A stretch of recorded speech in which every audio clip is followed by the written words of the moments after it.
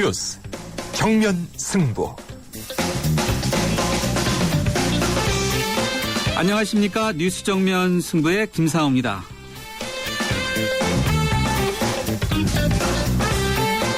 올해 마지막 달 12월의 첫 번째 월요일입니다. 날씨까지 흐려갔고요. 마음까지 무겁지 않습니까? 월요병 시달리신 분들 많을 것 같은데요. 특히 2013년을 마무리해야 하는 시점이라서 마음이 저절로 왠지 이렇게 급해지는 시기가 아닌가 싶습니다.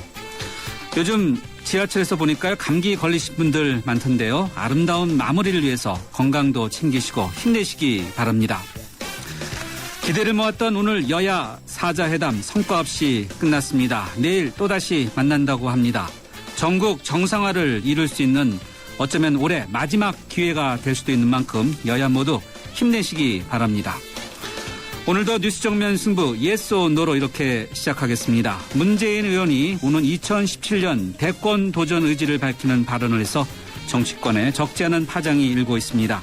그래서 오늘 뉴스 정면 승부가 여러분과 함께하는 yes or no 질문은 바로 이것입니다. 문재인 의원의 대선 의지 피력 적절합니까? 입니다. 네, 뉴스 정면 승부 yes or no 청취자 여러분과 함께하는 질문은 문재인 의원의 대선 의지 피력 적절합니까? 입니다. yes 또는 no라고 여러분의 의견 답하시고 의견도 함께 덧붙여 보내주시면요. 방송에서 함께 하겠습니다. 짧은 문자는 50원, 긴 문자는 100원의 유료 문자인데요. 휴대전화 우물정 0945번으로 보내주시거나 YTN 라디오 앱이죠. 예스로 듣고 계신 분들은 게시판에 남겨주셔도 되겠습니다. 의견 남겨주신 분들 가운데 한 분을 뽑아서 세계 지성인의 필독지 월간 누몽도 디플로마티크 6개월 구독권을 보내드리겠습니다. 12월 2일 월요일 뉴스 정면 승부 문을 열겠습니다.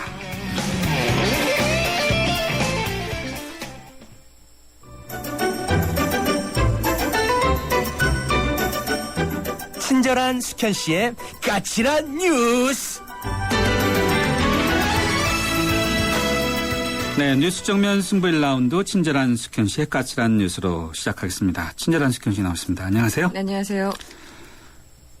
12월 첫 번째 월요일입니다. 네, 월요일. 네, 달력 한 장 남았어요. 네, 믿겨지지 않습니다. 네. 네. 자, 박근혜 대통령도 비슷한 생각을 할 것 같아요. 한 달 남았다. 네. 그런데 국정은 여전히 잘 돌아가지 않는다. 그렇죠. 네. 대선이 끝난 지 1년이 지났는데요. 그렇죠. 네. 감사원장과 검찰총장, 복지부 장관 후보자에 대해서 임명을 했어요. 네, 예고대로 황창현 감사원장 그리고 김진태 검찰총장, 문영표 보건복지부 장관 후보자에 대해서 임명을 강행했습니다. 이정현 청와대 홍보수석은요, 오늘 오후 청와대에서 그 브리핑을 갖고요. 이 같은 내용을 이미 예고한 바 있습니다. 이정현 수석은 일단 정치적인 고려는 없었다면서 국정 공백을 미룰 수 없는 상황이고 특히 여야 사자회담에는 특별히 영향을 줄 거라고 보지 않는다. 이렇게 강변하기도 했습니다. 여야 사자회담에는 특별히 영향을 주지 않을 걸로 본다. 네. 여야 사자회담은 어떻게 됐어요? 망했습니다. 망했어요? 네, 오늘. 내일 만난다고 하는데 아직 네. 좀 신라 같은 희망은 남아있는 거 아닌가요?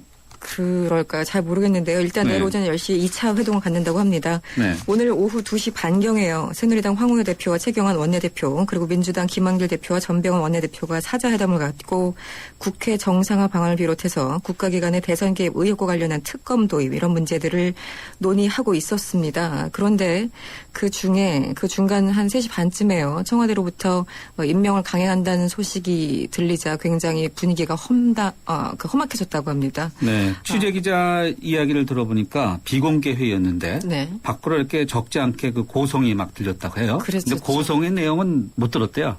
소리만 들려갖고.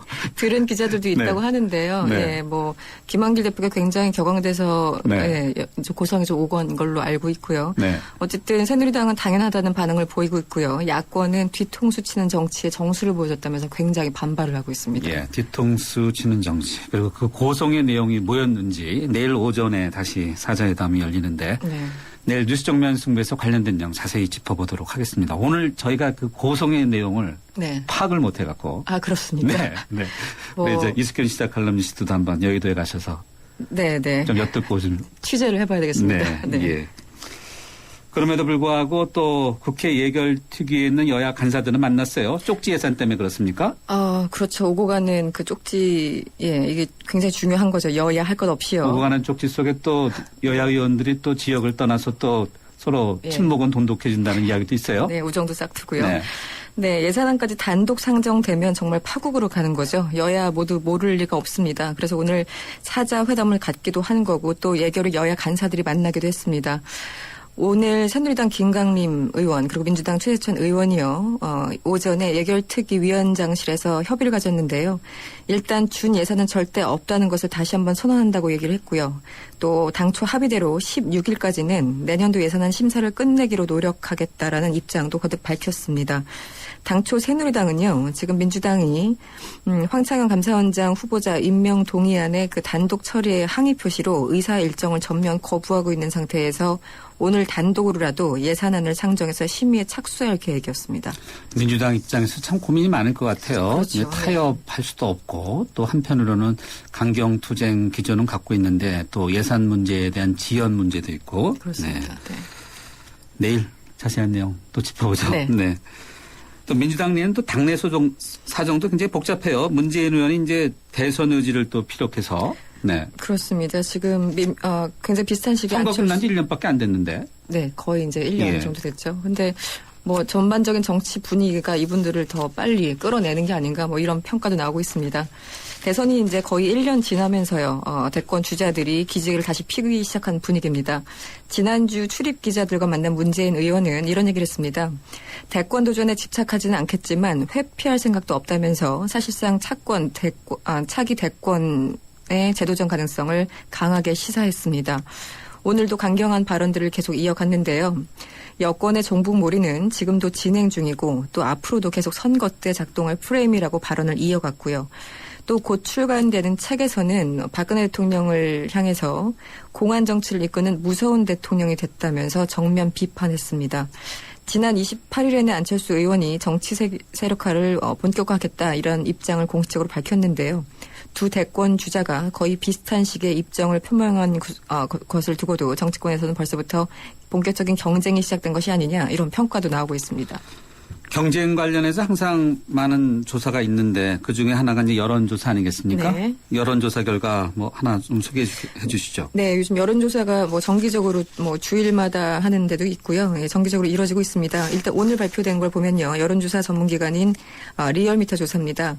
11월 넷째 주 주간 집계에서 박 대통령의 지지율은 55%로 나타났습니다. 지난주보다 1.8%포인트 내려갔다고 합니다.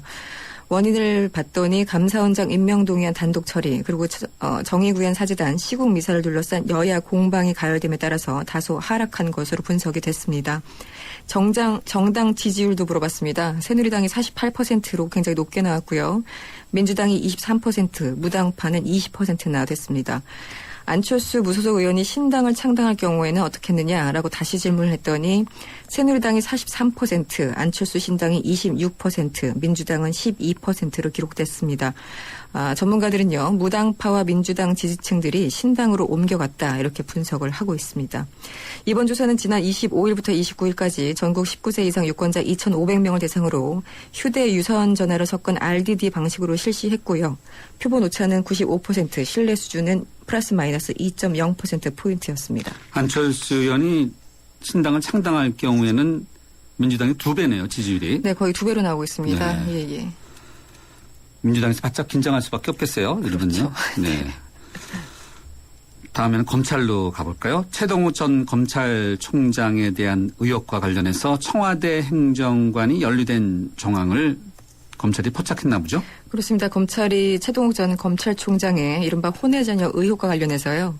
개인정보가 무단 유출되는 과정에서 청와대 조모 행정관이 연루된 정황을 포착한 것으로 알려졌습니다.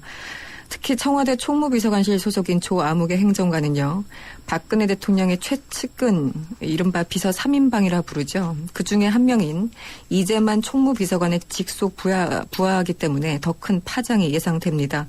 일부 보도에 의하면요. 조 행정관은 지난 6월 11일 서울 서초구청 서초구청에 조아무개 국장에게 문자를 보냈다고 합니다. 채무군의 이름과 주민등록번호 그리고 본적을 알려주면서 해당 정보가 정확한지 확인해달라는 그런 문자였다고 합니다. 어쨌든 검찰은 이런 정황이 포착됨에 따라서 조 행정관에 대해서 소환 등 조사 방안을 검토 중이라고 하는데요.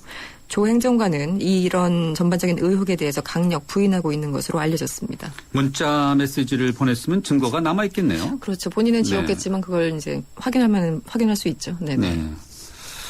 알겠습니다. 오늘 까칠한 뉴스 여기까지 듣겠습니다. 고맙습니다. 고맙습니다. 네, 지금까지 이수편 시사 칼럼니스트였습니다. 지금 시각 6시 20분 56초 막 지나고 있는데요. 교통 상황 어떤지 알아보겠습니다. 김정은 캐스터.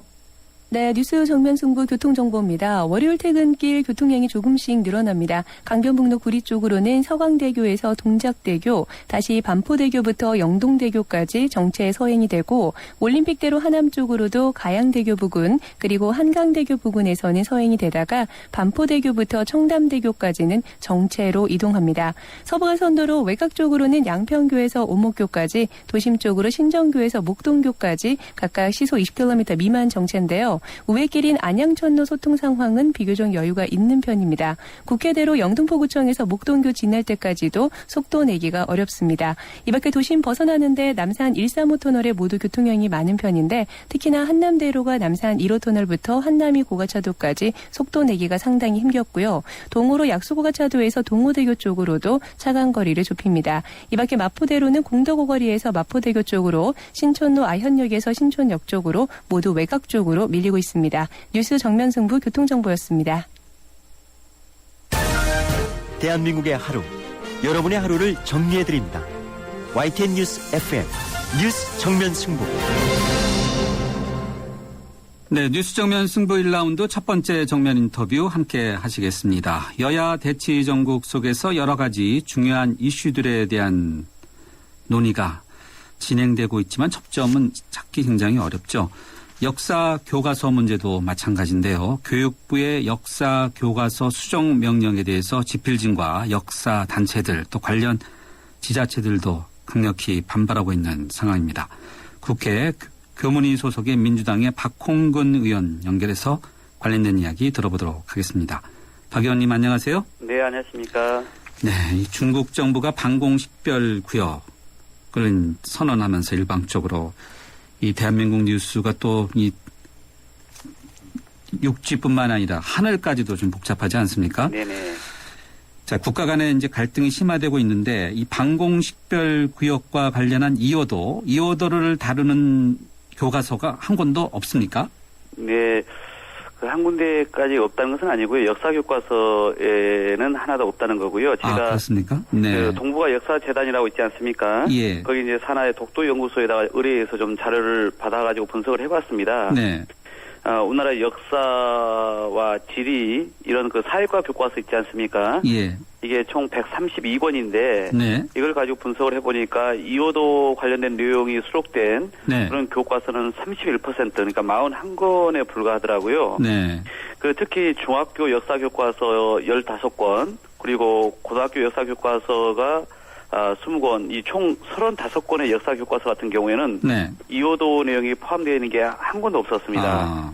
예, 그나마 이제 한국 지리 교과서 6권 중에서 한 권을 제외 5권 네. 같은 경우는 이제 이호도 내용이 좀 수록되어 있었고요. 네. 반대로 이제 세계 지리 교과서 같은 경우는 5권인데 그 중에 한 권만 이호도에 대한 내용이 좀 포함되어 있더라고요. 네.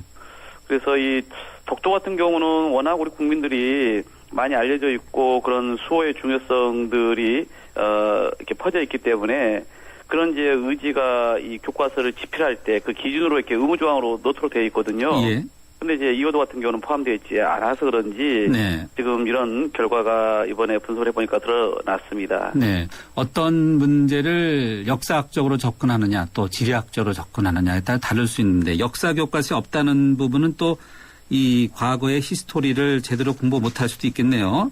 네, 그렇죠. 예. 그러니까 최근에 이제 이게 뭐 군사 외교적으로 중요하게 이제 부각이 됐습니다만, 예. 이 이호도에 대한 분쟁이 이 국제 문제로 지금 이제 비화되고 있는 만큼, 그렇죠. 우리의 어떤 그런 수호 의지를 역사 교육을 통해서나 또 이런 그 지리 교육을 통해서 분명하게 밝힐 필요가 있다라고 생각을 하죠. 네. 지리 교과서에는 일부 있다고 언급은 해주셨는데 이호도가 수중 암초라고 일단 그렇게 규정되고 있는 거죠? 네, 그렇습니다. 지도에는 표기하지 않는 것이 맞습니까? 그 이호도가 이 가장 높은 봉우리가 수중에 한 4.6m 아래로 잠겨 있습니다. 네. 그래서 수중 암초이지 않습니까? 그러니까 국제법적으로 영토를라고 주장할 수는 없는 거죠. 그래서 지도 표기법상의 이제 작성 대상에는 포함되지 않습니다. 그런데 이호도는 뭐 우리가 옛날부터 뭐 제주도 전설, 문학 작품 이런 데 다 드러났고요. 그렇죠. 조선시대에는 또 소위 그 유명한 하멜 표류계도 여기는 등장을 했거든요. 네. 그리고 우리 그 현대 들어와서도 1951년도에 그 우리나라 해군과 한국 산악회가 그 대한민국 영토 이호도 이렇게 딱 새긴 동판을 이 표지석을 그 수면 아래에다가 이렇게 놓고 돌아온 기록도 있고요. 네. 또 52년도에 이승만 정부 같은 경우에는 그 한국 인접 해양에 대해서 평화선을 이렇게 공적으로 선언하면서요 이호도를 포함시켰습니다. 그렇게 명문화시켰는데 당시에는 중국 정부가 여기에 대해서 별다른 반응이나 뭐 항의를 하지 않았거든요. 네. 그러니까 역사적으로나 또 지리적으로 우리 고유의 해역이라는 것이 분명하고 여러 자료를 통해서 이게 증명되고 있기 때문에 이걸 보다 분명하게 명시할 필요가 있다 이런 얘기고요. 네. 그건 아까 말씀드린 것처럼 그런 우리 후세대나 국민들의 어떤 역사 인식 또는 국토 사랑 이런 그 교육적인 측면에서도 이후에 교과서 개정 작업에서도 반드시 이런 이호도에 대해서 기술을 하라 이렇게 의무적으로 포함시킬 필요가 있다 이렇게 생각을 하고 있습니다. 그러면은 집필 기준을 좀 바꿔야 되겠네요. 그렇습니다. 지금 독도에 대해서는 그렇게 의무적으로 기술하도록 되어 있거든요. 네. 그런데 이 이호도에 대해서는 그동안 이것을 제대로 기술하지 않고 간과해왔던 것 같습니다. 네. 정부가 교육부가 이 부분에 대해서는 어떻게 지금 입장을 취하고 있습니까? 이제 오늘 저희가 자료 분석한 것을 발표했기 때문에 예. 아직 교육부하고 이 문제에 대해서는 저희가 의사타진을 해본 상황은 아니고요. 네. 이후에 이제 상임위가 열리면 또 이번에 이제 교과서 문제를 가지고 여러 가지 둘러싼 논쟁이 있기 때문에 그렇죠. 그 네. 과정에서 제가 좀 이 부분을 공적으로 좀 지적을 할 생각입니다. 네. 자, 이호도에 대해서는 아직 공식적인 입장은 안 나왔는데 다른 것 역사적인 그런 사건에 대해서 정치적인 이념적인 이런 이유를 갖고 네. 다시 고쳐라 이런 명령을 교육부가 내렸죠. 네, 그렇습니다. 내일 모레 또 집필진이 이것과 관련해서 소송을 제기한다고 하는데요. 네. 이 상황 자체가 참 저는 대단히 안타깝고 유감스럽습니다. 이 교육 현장 특히 그 역사 교과서의 문제를 가지고 이념적인 갈등이 일어나고 있고 또 그것을 한쪽에서 부추기고 있어서 이 교육을 담당하고 있는 국회의원으로서 참 국민들께 명구한데요. 저는 무엇보다 이 그 과거에 2008년도에도 이런 한국 근현대사 교과서를 가지고도 한번 내용을 치렀거든요. 네. 그럴 때 이제 법원에서 이 장관의 수정 명령 자체가 불법이라고 이렇게 판결을 한 바가 있습니다. 아, 그래요? 네, 이제 절차상의 문제 이런 것을 그때 들었는데요. 그러니까 필자들 입장에서는 정당한 절차를 거쳐가지고 다 그동안 작성을 해서 제출을 한 거 아닙니까? 예. 그런데 좀 이렇게 그 교육부에서 지금 수정 명령권을 발휘한 것에 대해서 또 지난번에 한번 본인들이 미리 다 그 과정을 거쳐가지고 또 이렇게 자체적으로 내놨습니다. 네. 그런데 이렇게 그 교육부에서 나온 거에 대해서 본인들이 수용할 수 없다는 입장을 취하고 있는 거고요. 네. 사실 이 그 한국사 교과서 문제가 좀 해결됐으면은 이미 이제 학교에서 지금 채택 과정에 지금 들어갔어야 되는 거거든요. 그렇죠. 이런 게 지금 학교 현장에는 그렇게 당장 혼란을 좀 부추기고 있고요. 결국은 부실한 교과서 채택으로 피해는 고스란히 이제 학생들에게 돌아가지 않겠습니까? 예. 그래서 저는 이번 좀 발표를 보면서요. 교육부는 말 그대로 교과서 검정제도를 이게 이제 과거 20년 전에 이게 검정제도로 바뀐 거 아닙니까? 네. 이걸 다시 완전히 무시하고 다시 이게 결과적으로 국정교과서로 회귀하자는 듯한 그걸 교육부가 다 지금 다시 이 교과서의 주 내용을 정리한 거 아닙니까? 네. 저는 이것은 과거 획기적이다 이렇게 보고 있습니다. 그래서 이 친일비와 독재 옹호로 일관했던 이 교과서 하나 살리려고 이 많은 그 소란을 피운 건 아니냐 해서 저는 오히려 이번에 교육부의 이런 처사 자체가 정치적인 이념적인 잣대를 가지고 교과서 검정시사 과정이 개판한 거 아니냐 이렇게 보고 있습니다. 네.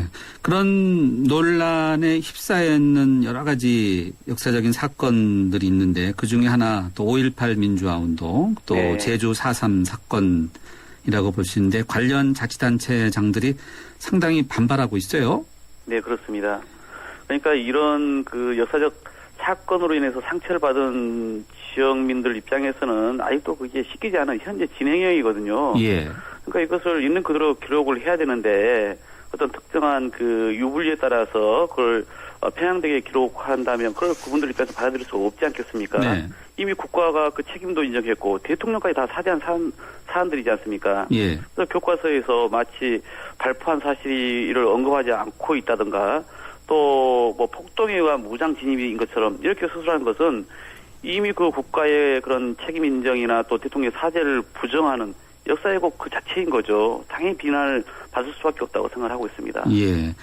워낙 이 논란에 휩싸인 이런 진영 논리 사건들이 많으니까 정작 국사편찬위원장 관련 이야기, 유영익 위원장 이야기는 쑥 들어갔어요.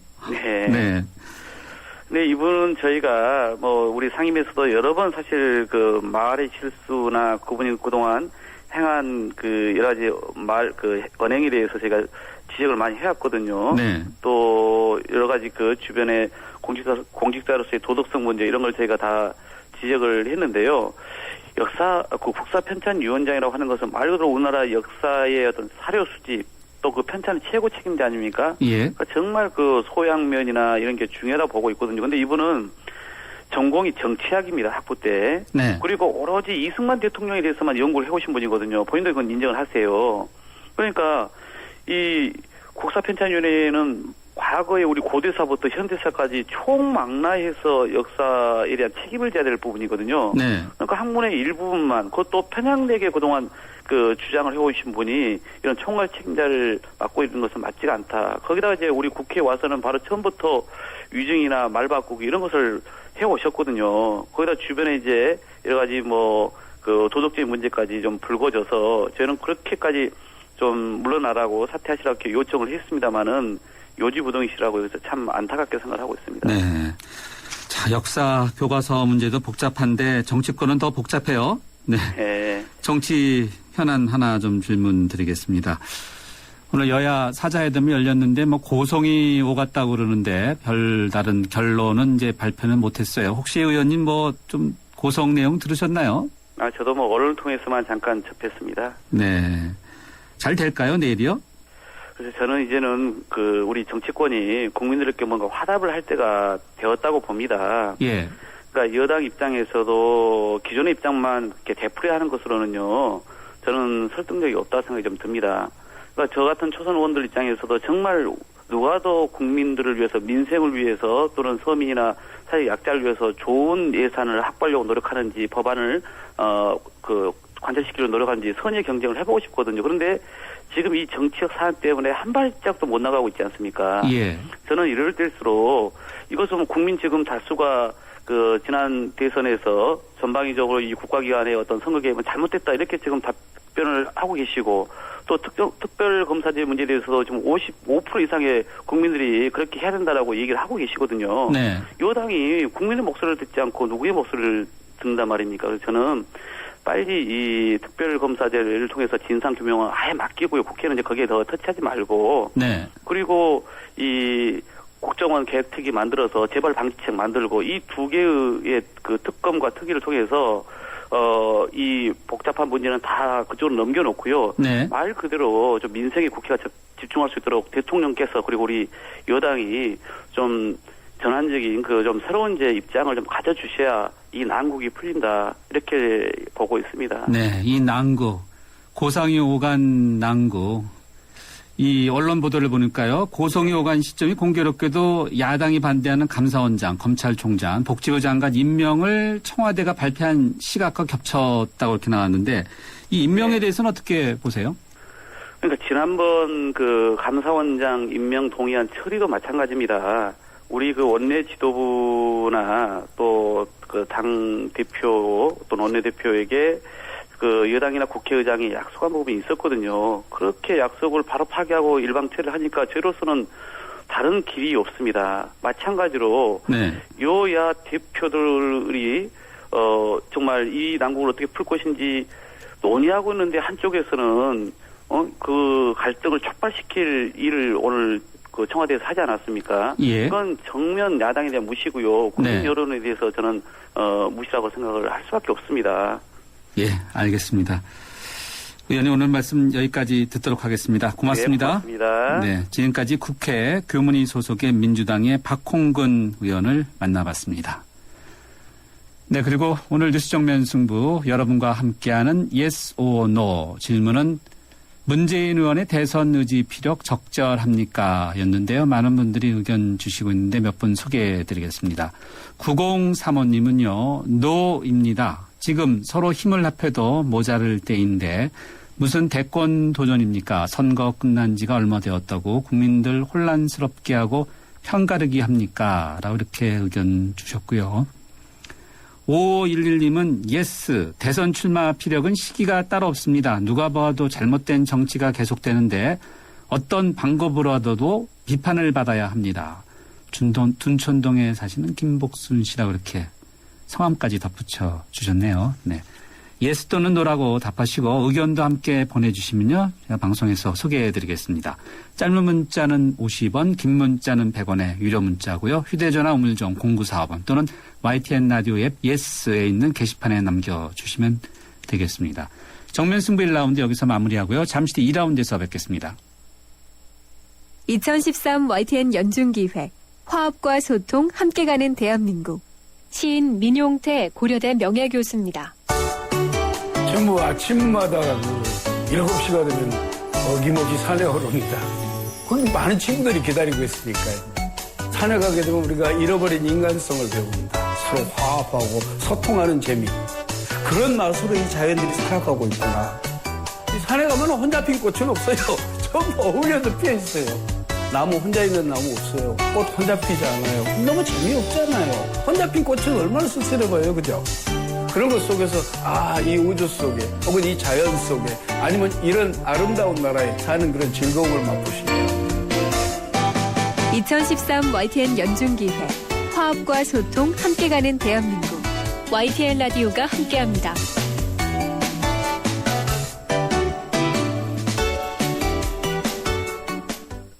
살아있는 뉴스 깨어있는 방송 한국의 뉴스 채널 YTN 뉴스 FM.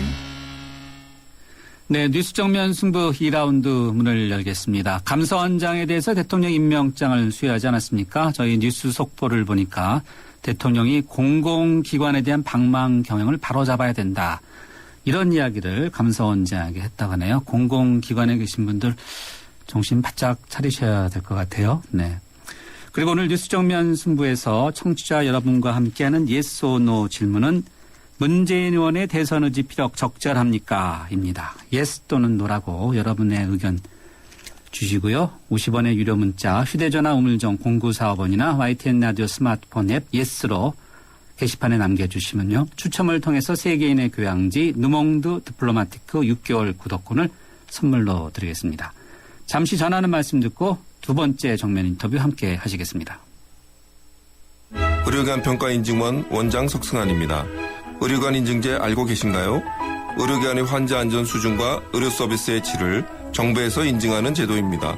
안심하고 병원을 이용할 수 있도록 병원을 찾을 때는 의료기관 인증 마크를 꼭 확인하세요. 보건복지부와 의료기관 평가인증원이 함께합니다.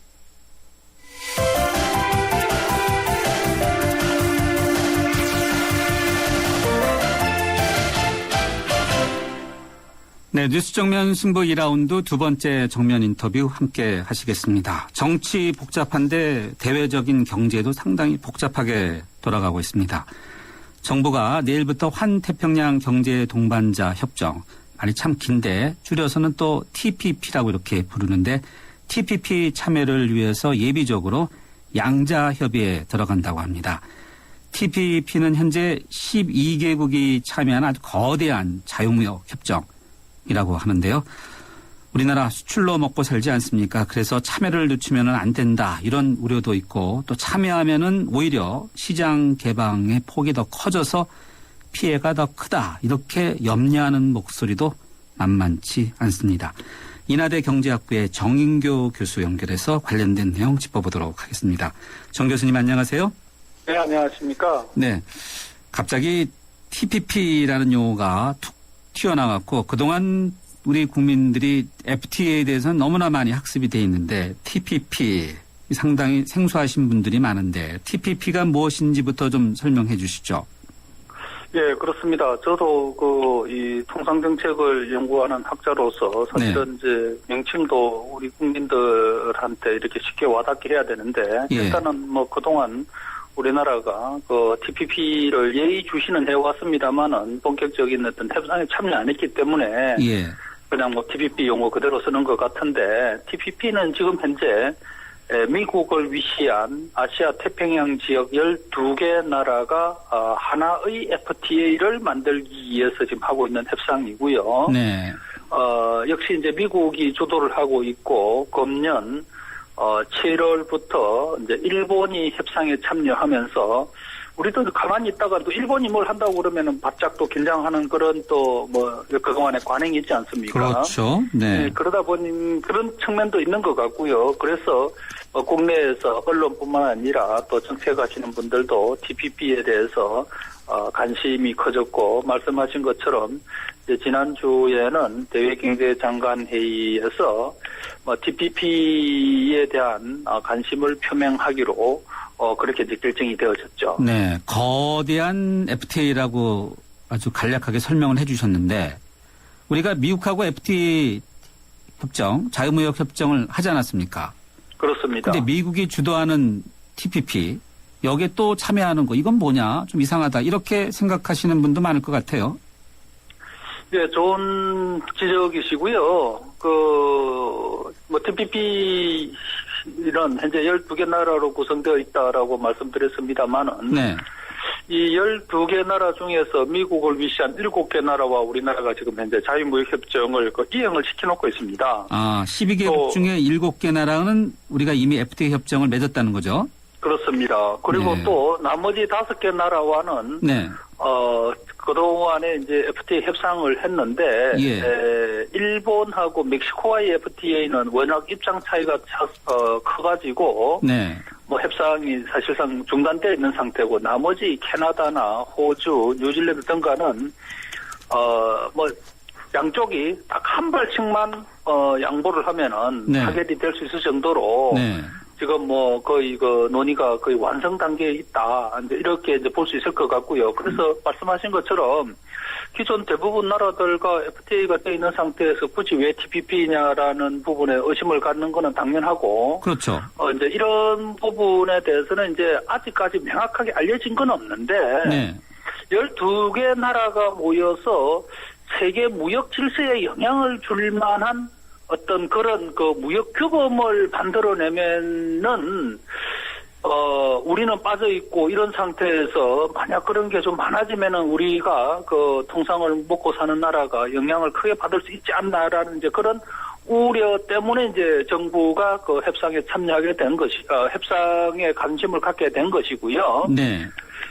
하지만은 뭐 지금까지 알려져 있기로는 TPP 협상 내용이 한미 FTA에서 우리가 합의했던 그 내용과 거의 같다라는 게 이제 일반적인 지금 현재 정보고, 이제 그런 상황인데 그럼에도 불구하고 이제 통상당국은 아시아 태평양 지역 또 전 세계 GDP의 40%를 커버하는 이런 무역협정 참여에 우리가 어떻게든 발을 담가야 된다라는 것이 이번 정부의 결정이라고 봐야 되죠. 네. 12개국 중에서 7개 나라랑은 이미 맺어져 있고 나머지 5개 나라 중에서 특히 일본과 멕시코를 뺏고는 이제 타결 직전 아니겠습니까? FTA가요? 그렇습니다.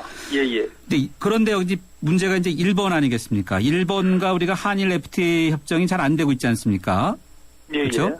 일본이 TPP 참여를 선언한 배경을 보면은 한국이 FTA를 통해서 세계 무역에 많이 확장시켜 나가니까 일거에 뒤집기 위해서 TPP를 적극적으로 참여했다라는 것이 일본 언론의 기본적인 보도인데요.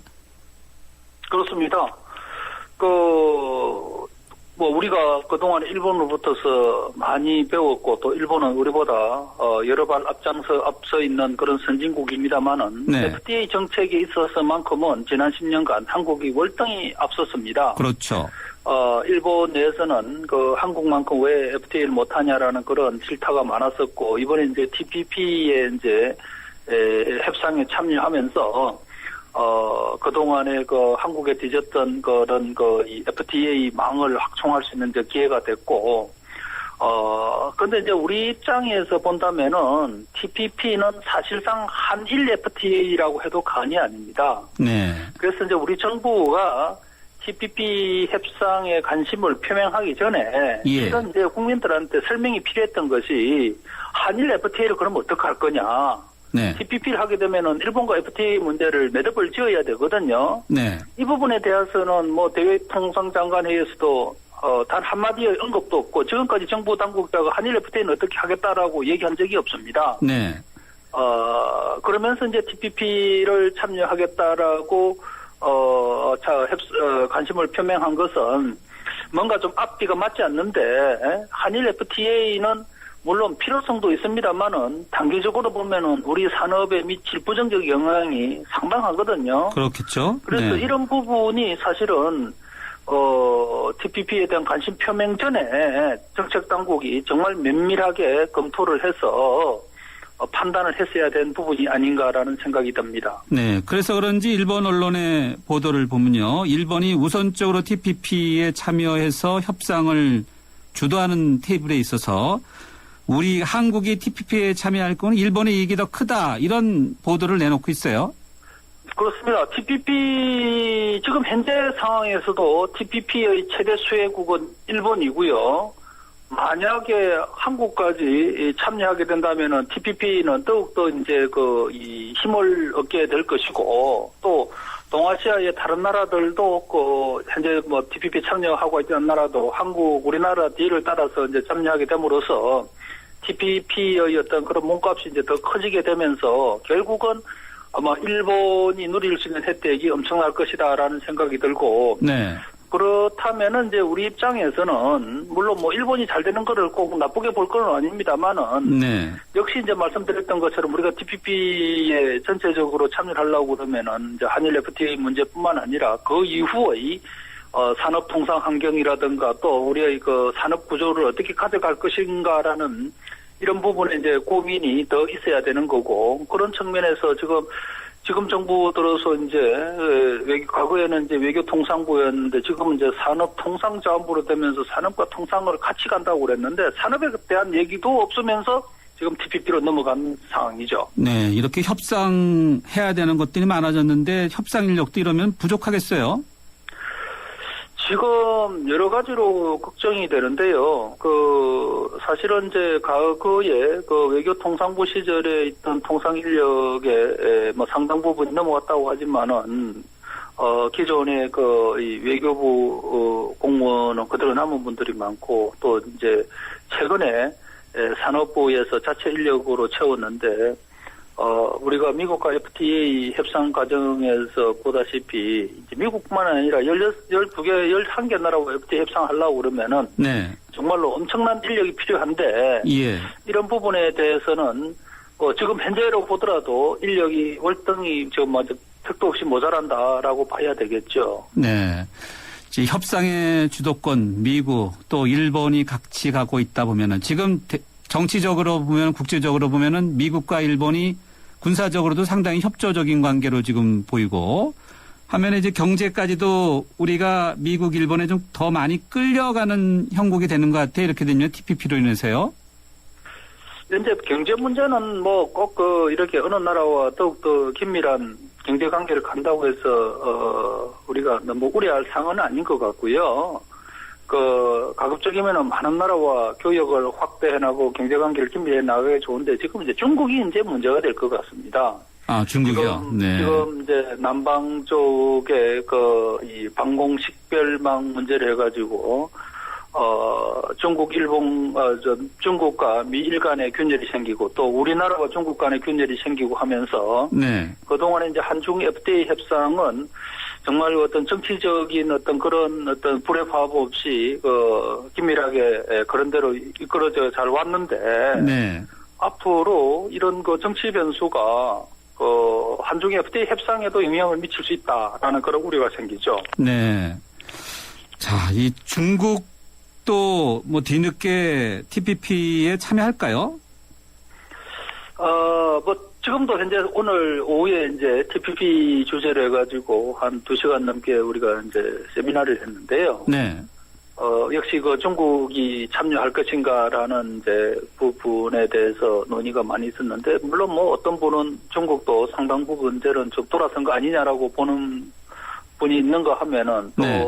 많은 분들은 미국이 제시한 FTA 가이드라인이라든가 또 지금 현재 미일이 아주 이 긴밀한 협조 속에 구축하고 있는 경제 블록에 중국이 끼어드는 것은 네. 그동안의 중국의 어떤 그런 이 정책 노선을 보더라도 네.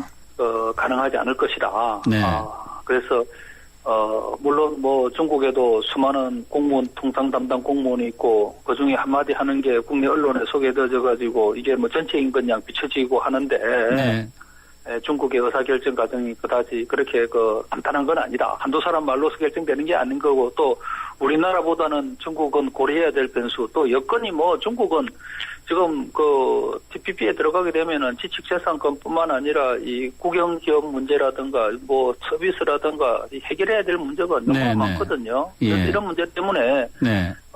들어가는 거는 쉽지 않을 것이다. 어렵다라고 네. 보는 견해가 지배적인 것 같습니다. 네. 자, 우리가 이게 TPP 참여 한편으로는 우려하는 것 중에 하나는 결국 이제 추가적인 시장 개방이 아닌가 싶은데요. 뭐 자동차나 쌀 시장 특히 민감한 것들 같은데 어떻게 대응을 해야 된다고 보시는지요, 정부가요? 예, 저는 뭐 그동안에 여러 차례 얘기를 했습니다. TPP 참여 자체가 우리가 부정적으로만 볼 수 없지만은 그렇지만은 가입하는 시점은 이거는 아주 정치적으로 잘 판단을 해야 되는데 내년에는 쌀 관세 문제가 걸려 있고 또 중국과 FTA 협상에서 농업시장 개방 문제가 있습니다. 네. 거기다가 또 TPP 참여 얘기를 하게 되면은 미국 측에서 쇠고기 개방 문제라든가 예. 또 쌀시장 개방, 추가 개방을 주장을 할 거고 이렇게 되면은 내년도에 농업 문제를 해가지고 국내 이 사회적인 어떤 여론이 무지 악화될 가능성이 크거든요. 네.